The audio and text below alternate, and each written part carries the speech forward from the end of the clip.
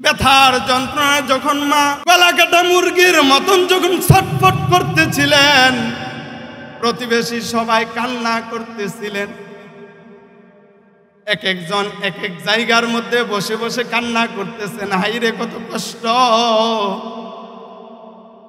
দাদি কাঁদতেছেন, এক জায়গায় বসে নানি কাঁদতেছেন, সবাই কান্নাকাটি করতেছেন। তোমার আমার মার প্রসবের ব্যথা দেখে সবাই কাঁদতেছে।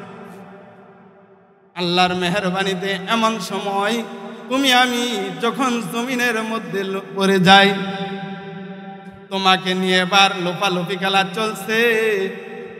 দাদি কুলে নেয়, কুলে নিয়ে চুমু খাই, বলে আমার বংশের চেরাগ। নানি কুলে নেয়, কুলে নিয়ে বলে আমার কলিজার টুকরা। বাবা তোমাকে নিয়ে চুমু খায়, বাবা বলে আমার ভবিষ্যৎ প্রজন্ম। দাদা বলতেছেন আমার একটা লাঠিয়াল বাহিনী দুনিয়াতে আসছে, তোমাকে নিয়ে সবাই লোফালোফি খেলা চলছে। সবার মধ্যে তখন মিষ্টি বিতরণ চলছে। বাবা বলতেছেন যাও 20 কেজি মিষ্টি নিয়ে আসো, মিষ্টি বিতরণ করো। নানা বলতেছেন 30 কেজি মিষ্টি নিয়ে আসো, মিষ্টি বিতরণ করো।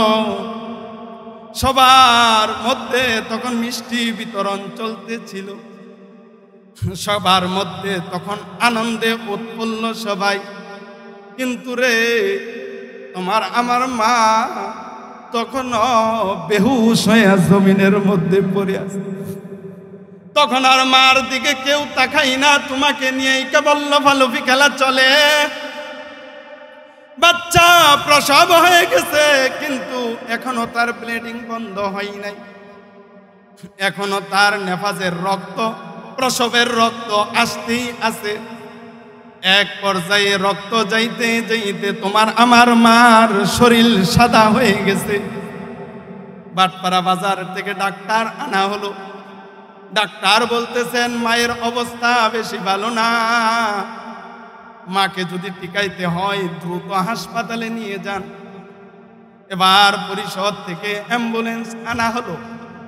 অ্যাম্বুলেন্সে করে তোমার আমার মাকে নরসিংদী জেলা হাসপাতালে নিয়ে যায়।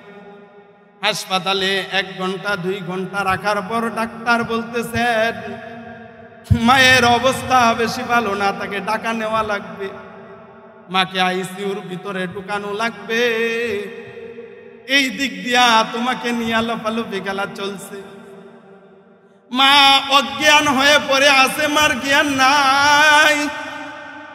এবার বাবা মাকে নিয়ে ঢাকার দিকে রওনা দিলেন। ব্লিডিং হতে হতে এক পর্যায়ে মার পুরা শরীরটা সাদা হয়ে গেছে। হঠাৎ 300 ফুটে যাওয়ার পরে মার জ্ঞান ফিরলে মা যখন অ্যাম্বুলেন্সের আওয়াজ শুনলেন, পাশে থাকা তোমার বাবাকে মা বলতেছেন আমি কোথায়? বাবা বলতেছেন তোমার অবস্থা ভালো নয়, তোমাকে নিয়ে এখন ঢাকার দিকে যাওয়া হচ্ছে, তোমাকে আইসিইউতে ঢুকানো লাগবে। সাথে সাথে মা তোমার বাবারা হাতের মধ্যে ধরে বলতেছেন ওগো আমার জানি কেমন লাগতেছে, আমার দেহটা মনে হচ্ছে অবশ হয়ে যাইতেছে। মা বলতেছেন আমার পা গুলো আমি নাড়াইতে পারি না, মনে হয় আমি আর বাঁচব না। আমার মা তখন বলতেছিলেন বাবার হাত ধরে বলেন ওগো তোমার হাতে ধরে বলি আমার জীবনের বিনিময়ে তোমাকে আমি একটা সন্তান দিয়ে গেলাম। হযরত লুকমান হাকিম আলাইহিস সালাতু ওয়াস সালাম একদিন ওনার সন্তানদেরকে নসিহত করতেছিলেন, উপদেশ দিতেছিলেন। লুকমান আলাইহিস সালাতু ওয়াস সালাম হক সম্পর্কে নসিহত করতেছিলেন। বান্দার কাছে এক নম্বরে হলো আল্লাহর হক, দুই নম্বরে হলো মানুষের হক। আল্লাহর হক বয়ান করার পরে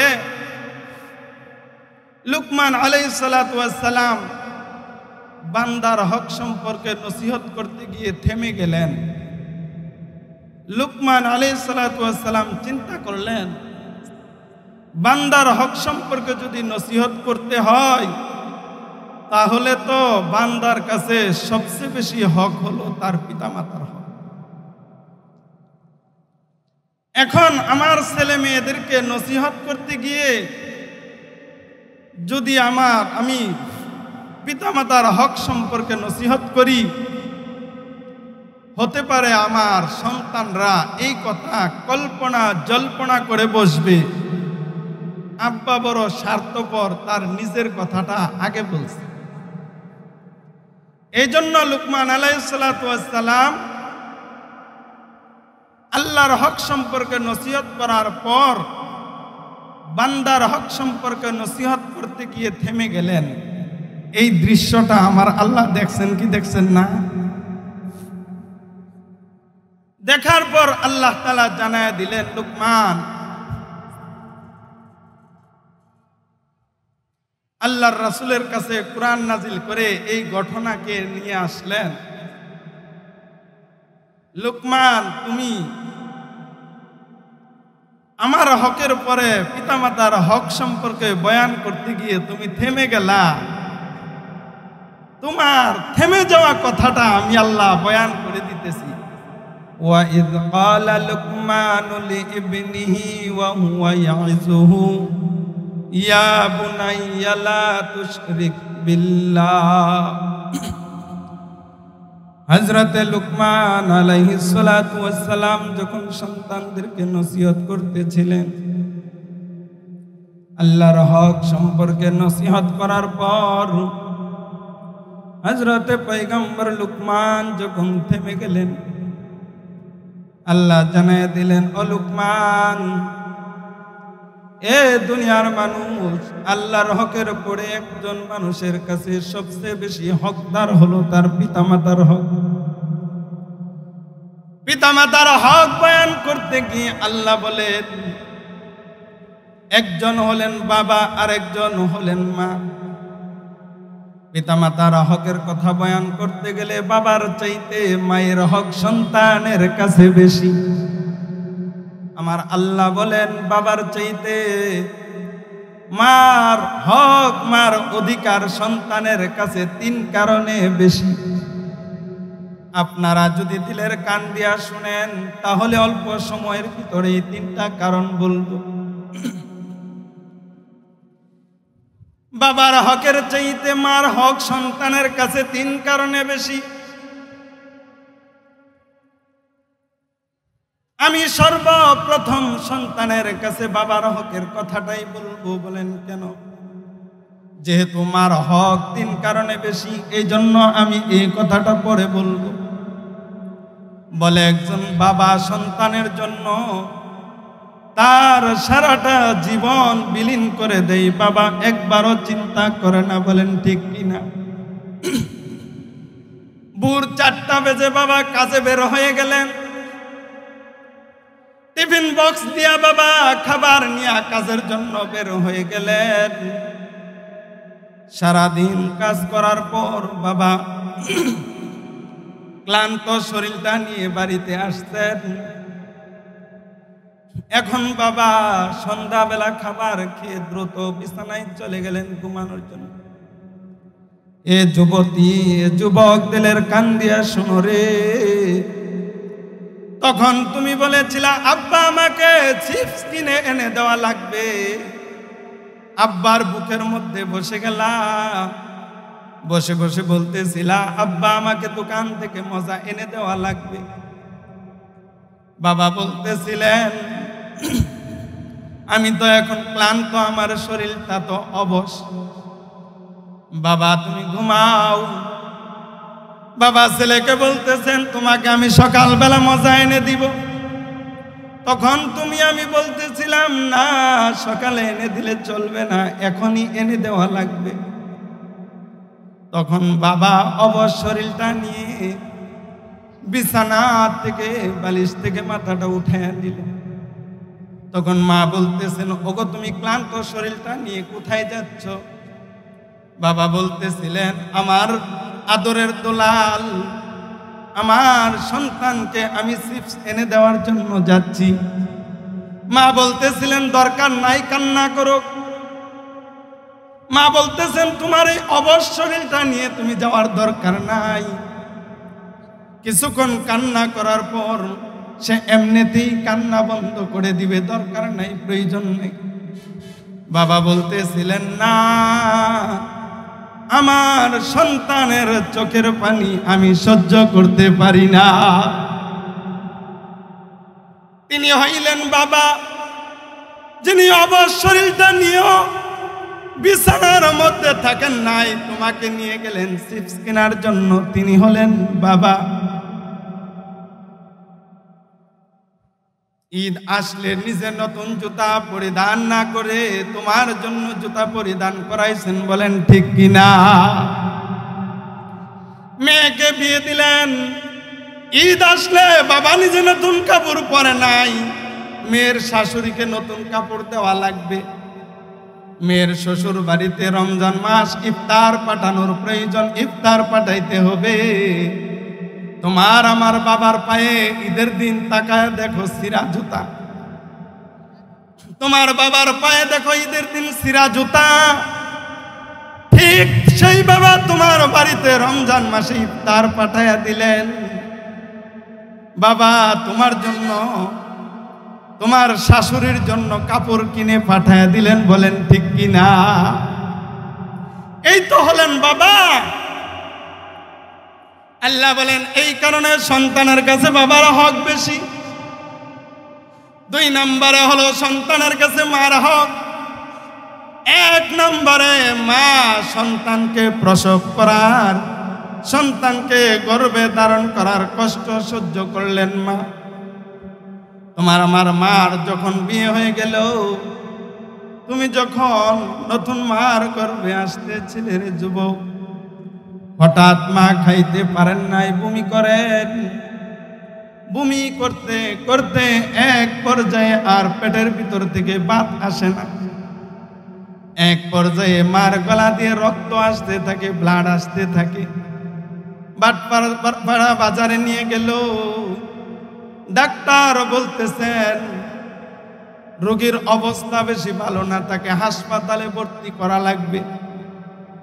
এ যুবতী শাশুড়িকে কষ্ট দাও, একটু দিলের কান দিয়া শুনো রে, তোমার স্বামীকে গর্ভ ধারণ করতে গিয়ে তোমার শাশুড়ি কি কষ্ট সহ্য করছেন।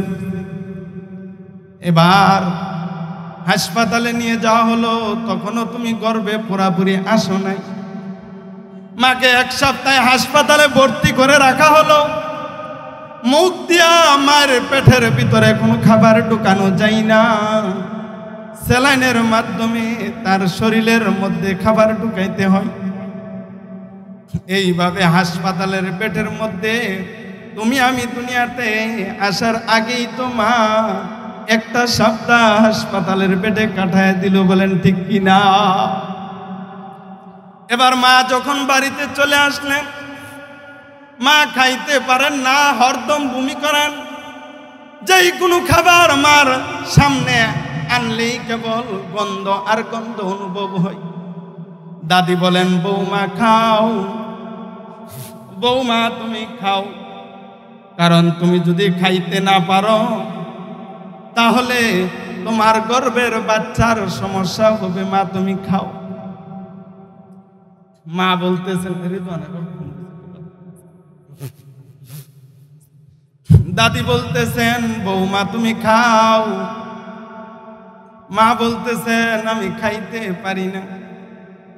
নানি বলতেছেন, মা তুই খা, না খাইলে তোর গর্ভের বাচ্চার ক্ষতি হবে।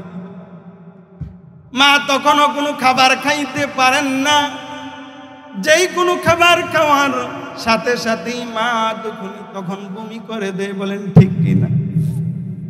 বাড়িতে অনুষ্ঠান চলছে, পোলাও কুরমা বিরিয়ানি রান্না হইল, কত মেহমানের আবির্ভাব বাড়িতে ঘটলো, সবাই খাইতেছেন, সবাই আনন্দ করতেছেন। এ যুবক, তখন তোমার আমার মা ঘরের এক কোণার মধ্যে বসে বসে টিপ টিপ করে চোখের পানি ফেলতে থাকে।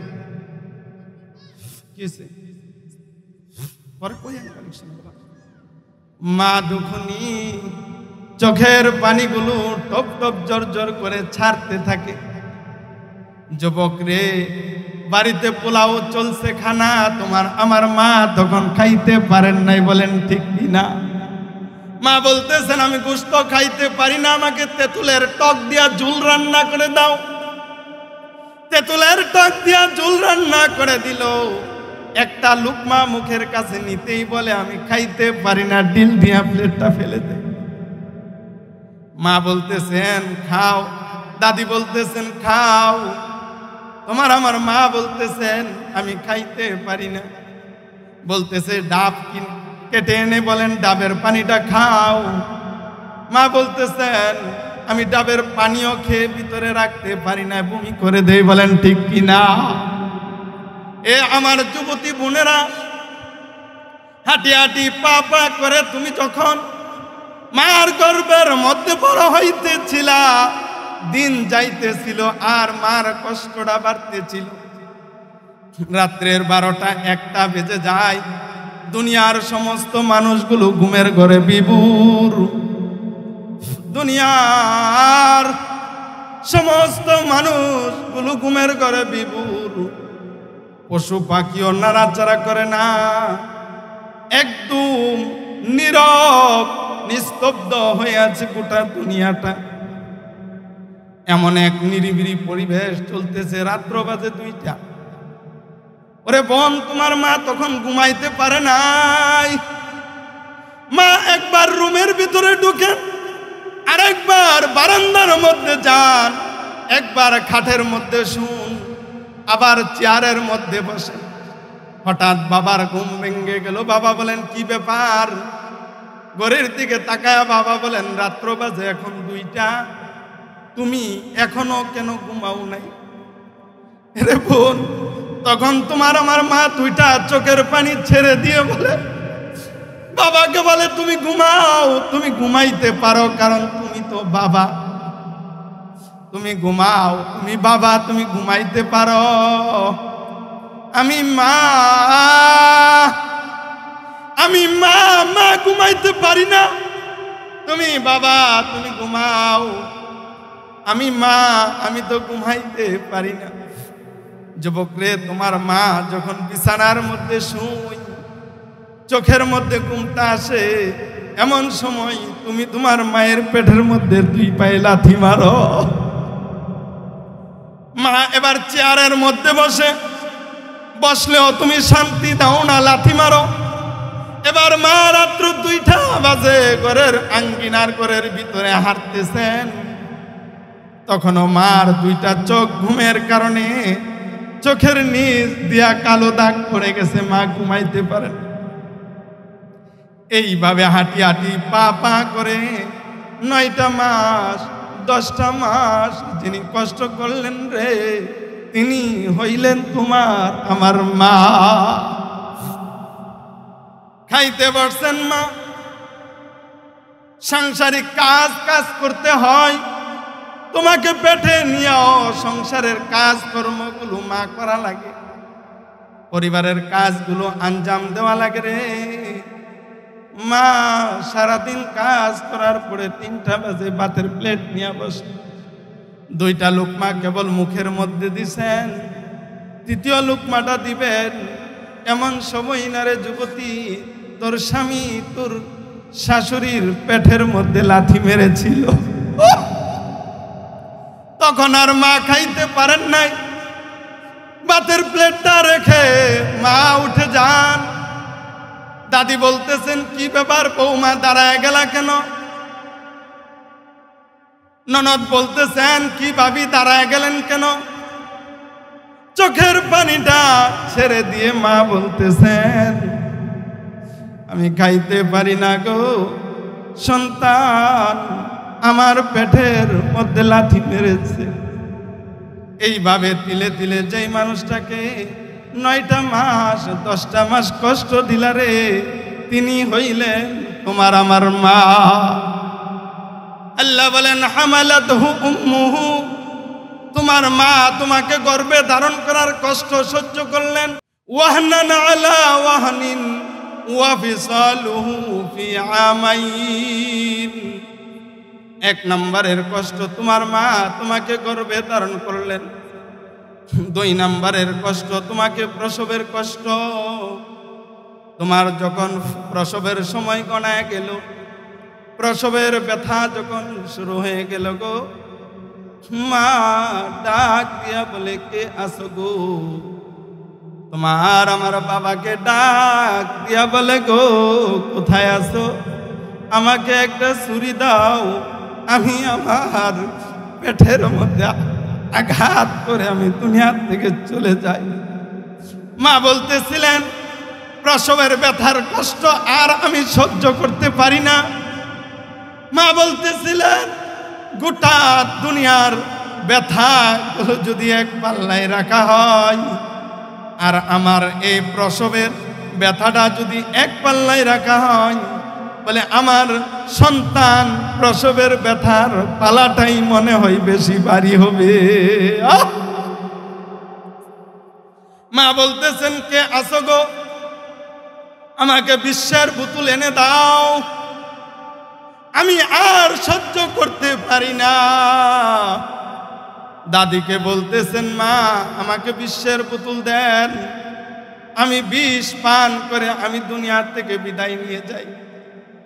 নানিকে বলতেছেন মা বিশ্বের বোতল দাও, আর এই প্রসবের কষ্ট গো মা আমি সহ্য করতে পারতেছি।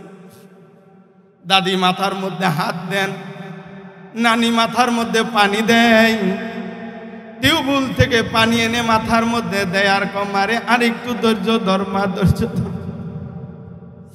সবাই সান্ত্বনা দিতেছিলেন মারে। কিছুক্ষণ পর তোর কলিজার টুকরা সন্তান যখন তোর কুলে আসবে রে, তোকে যখন মা বলে ডাক দিবে, তোর সমস্ত কষ্টের কথাগুলো তুই ভুলে যাবি। এইভাবে সবাই সান্ত্বনা দিতেছিলেন। ব্যথার যন্ত্রণা যখন মা গলা কাটা মুরগির মতন যখন ছটফট করতেছিলেন, প্রতিবেশী সবাই কান্না করতেছিলেন। এক একজন এক এক জায়গার মধ্যে বসে বসে কান্না করতেছেন, হাইরে কত কষ্ট। দাদি কাঁদতেছেন এক জায়গায় বসে, নানি কাঁদতেছেন, সবাই কান্নাকাটি করতেছেন। তোমার আমার মার প্রসবের ব্যথা দেখে সবাই কাঁদতেছে। আল্লাহর মেহেরবানিতে এমন সময় তুমি আমি যখন জমিনের মধ্যে পড়ে যাই, তোমাকে নিয়ে এবার লোপালোপি খেলা চলছে। দাদি কুলে নেয়, কুলে নিয়ে চুমু খাই বলে আমার বংশের চেরাগ। নানি কুলে নেয়, কুলে নিয়ে বলে আমার কলিজার টুকরা। বাবা তোমাকে নিয়ে চুমু খায়, বাবা বলে আমার ভবিষ্যৎ প্রজন্ম। দাদা বলতেছেন আমার একটা লাঠিয়াল বাহিনী দুনিয়াতে আসছে, তোমাকে নিয়ে সবাই লোপালোপি খেলা চলছে। সবার মধ্যে তখন মিষ্টি বিতরণ চলছে। বাবা বলতেছেন যাও 20 কেজি মিষ্টি নিয়ে আসো, মিষ্টি বিতরণ করো। নানা বলতেছেন 30 কেজি মিষ্টি নিয়ে আসো, মিষ্টি বিতরণ করো। সবার মধ্যে তখন মিষ্টি বিতরণ চলতেছিল। সবার মধ্যে তখন আনন্দে উৎফুল্ল সবাই। কিন্তু রে তোমার আমার মা তখন বেহুশ হয়ে জমিনের মধ্যে পড়ে আছে। তখন আর মার দিকে কেউ তাকাই না, তোমাকে নিয়েই কেবল লাফালাফি খেলা চলে। বাচ্চা প্রসব হয়ে গেছে, কিন্তু এখনো তার ব্লিডিং বন্ধ হয় নাই, এখনো তার নেফাজের রক্ত প্রসবের রক্ত আসতেই আছে। এক পর্যায়ে রক্ত যাইতে যাইতে তোমার আমার মার শরীর সাদা হয়ে গেছে। বাটপাড়া বাজার থেকে ডাক্তার আনা হলো। ডাক্তার বলতেছেন মায়ের অবস্থা বেশি ভালো না, মাকে যদি টিকাইতে হয় দ্রুত হাসপাতালে নিয়ে যান। এবার পরিষদ থেকে অ্যাম্বুলেন্স আনা হলো। অ্যাম্বুলেন্সে করে তোমার আমার মাকে নরসিংদী জেলা হাসপাতালে নিয়ে যায়। হাসপাতালে 1 ঘন্টা 2 ঘন্টা রাখার পর ডাক্তার বলতেছেন মায়ের অবস্থা বেশি ভালো না, তাকে ঢাকা নেওয়া লাগবে, মাকে আইসিইউর ভিতরে ঢুকানো লাগবে। এই দিক দিয়া তোমাকে নিয়ে লাফালাফি খেলা চলছে। মা অজ্ঞান হয়ে পড়ে আছে, মার জ্ঞান নাই। এবার বাবা মাকে নিয়ে ঢাকার দিকে রওনা দিলেন। ব্লিডিং হতে হতে এক পর্যায়ে মার পুরা শরীরটা সাদা হয়ে গেছে। হঠাৎ 300 ফুটে যাওয়ার পরে মার জ্ঞান ফিরলে মা যখন অ্যাম্বুলেন্সের আওয়াজ শুনলেন, পাশে থাকা তোমার বাবাকে মা বলতেছেন আমি কোথায়?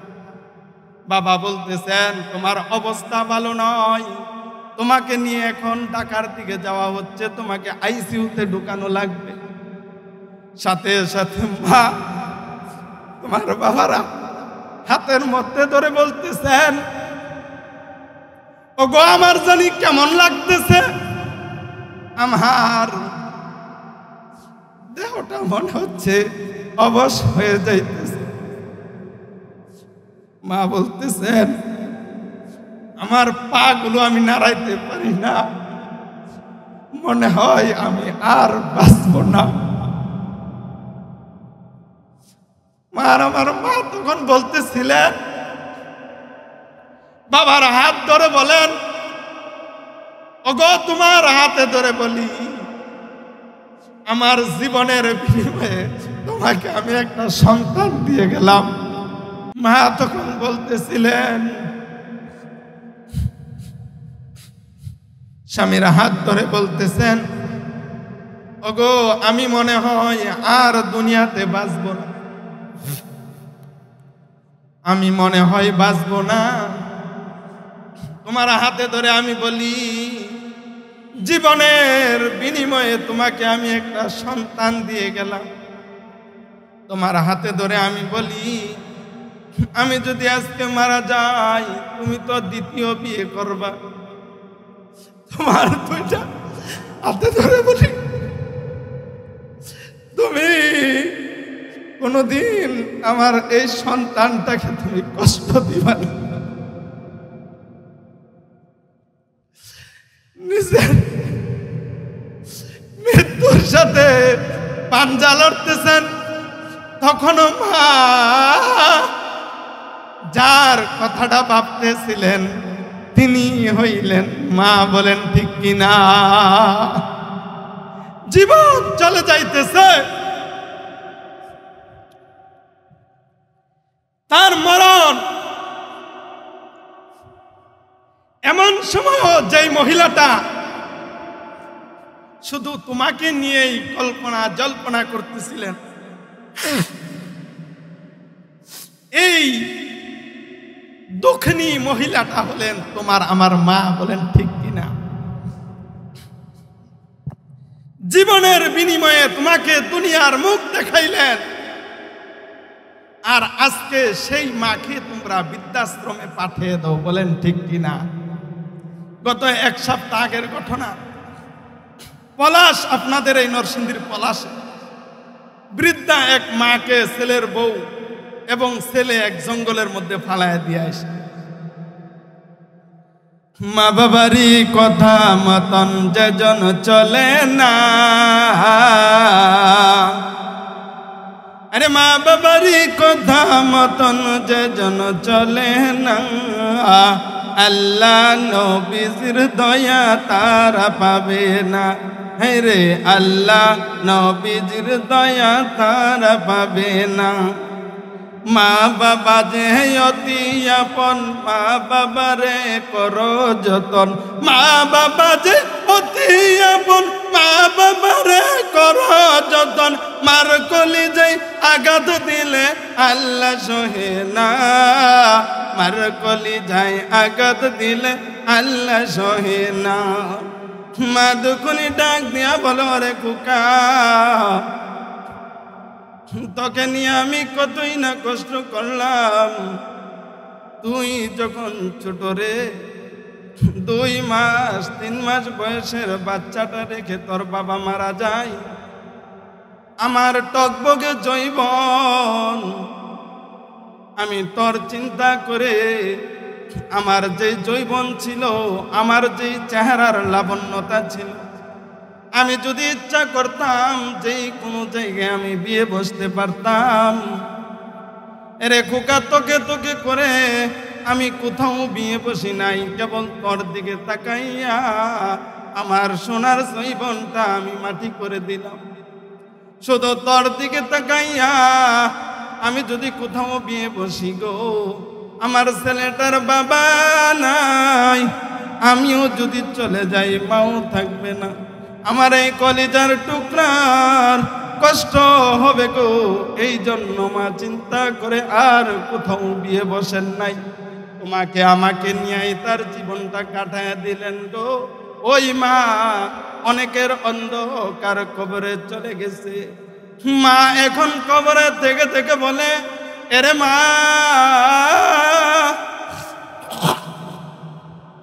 মা ডাক দিয়ে কবরে থেকে মেয়েদেরকে ডেকে ডেকে বলতেছেন, ছেলেদেরকে ডেকে ডেকে বলতেছেন, তোদের জন্য আমার জীবনটাই না আমি ব্যয় করে দিলাম, আমার সোনার জৈবনটা মাটি করে দিলাম। কত কষ্টে দিন কাটাইলাম, মানুষের বাড়িতে কাজ করতে করতে আমার হাতের মধ্যে ঠসা পড়ে গেছে। মিলের মধ্যে 8 ঘন্টা ডিউটি করে দাঁড়িয়ে থাকতে থাকতে আমার 2টা বাহু ফুলে গেছে। এত কষ্ট করে তোদেরকে বড় করলাম, আজকে আমি মা দুখুনি অন্ধকার কবরে চলে আসলাম। এরে সন্তানেরা রে, এই আমার মেয়েরা, আমি আজকে তোদের কাছে বাদ চাই না, তোদের কাছে আমি কাপড়ও চাই না, তোদের কাছে আমি ঔষধও চাই না, তোদের কাছে আমি কোনো কিছুই চাই না। আমি মা দুখুনি তোদেরকে লালন পালন করে দিয়ে আসলাম। আজকে তোরা কতই না আনন্দ করস, ছেলের বিয়ে মেয়ের বিয়াতে কত আনন্দ উল্লাস করস, ঈদ আসলে গরু জবাই করস, গরুর গোশত এনে কতই না মত পড়তে করে গাছ। মা বলতেছেন, আমি অন্ধকার কবরে একা একা সাহিত্য আছি রে বাবা, তোদের কাছে আমি বাদ চাই না, তোদের কাছে আমি কাপড় চাই না। আজকে তোদের কাছে আমি একটা জিনিস চাই, আমার মেয়ে দুনিয়াতে কে আসো গো, আমার ছেলেকে আসো গো, দুনিয়াতে থাকিয়া তোমরা আমাকে 1 বস্তা চাউল পাঠাইবা, আমার জন্য 10,000 টাকা পাঠাইবা, আমার জন্য 5,000 টাকা পাঠাইবা। এবার সন্তান বলে, হুজুর আমার মা তো কবরে চলে গেছে গো, আমার মাকে আমি কিভাবে চাউলের বস্তা দিব? এই মা এক সময় আমাকে কতই না কুলে কাহিনিয়া পালছে, মার কুলে কতই না প্রস্রাব করলাম, কতই না পায়খানা করে দিলাম, মাকে কত কষ্ট দিলাম। হুজুর গো, চাউলের বস্তা আমার মার কবরে দিলে পাবে নিয়ে। মা কবরে তাকিয়া বলে, ও আমেনা সকিনা রাবিয়া, আমার মেয়ে গো, তোদেরকে আমি দুনিয়াতে রাখিয়া আসলাম, আমি মা কবরে তাকিয়া তোদের চাউলের বস্তা চাই, কেমনে চাই? বলে, তোরা যদি চাউলের বস্তা আমার কবরটা খনন করে কবরটা একটু ছিদ্র করে এনে দিয়ে যাও, আমি পাইব না। বলে, কেমনে পাইবা? মা কবরে তাকিয়া তাকিয়া ডাকতেছেন আর বলতেছেন, ও আমার ছেলে মেয়েরা, চাক চাকশাল মাদ্রাসায় পুকুরের পার একটা ঘরের মধ্যে কতগুলো এতিম অসহায় বাচ্চারা কোরআন তেলাওয়াত করে। রাত্রের 3টা বাজে উঠে যায়, রাত্রের 3টা বেজে উঠে তারা যখন কোরআন তেলাওয়াত করে, আমি কবরে তাকিয়া দেখি বহু মানুষের আমল নামায় এই কবরের ছোঁয়া বাজতে থাকে। তখন আমি প্রশ্ন করি, তাদের কবরে এই ছোঁয়া কোথা থেকে আসে? তখন আমি শুনতে পাই ওই চাকশাল মাদ্রাসায় রাত্রের 3টা বাজে ওঠে হেফজখানার পোলাপানগুলো, নাজারার ছাত্রগুলো যখন কোরআন তেলাওয়াত করে, সকালবেলার নাস্তা খাবে, তাদের চাউল নাই। ইমুকের ছেলে ওই বাচ্চাদের খাবারের জন্য গিয়ে 1 বস্তা চাউল দিয়ে আসছে, আর বলছে হুজুর আমার মা নাই, মার জন্য আমি কি করতে পারি? আমি বাচ্চাদের জন্য 1 বস্তা চাউল দিলাম, বাচ্চাগুলো কোরআন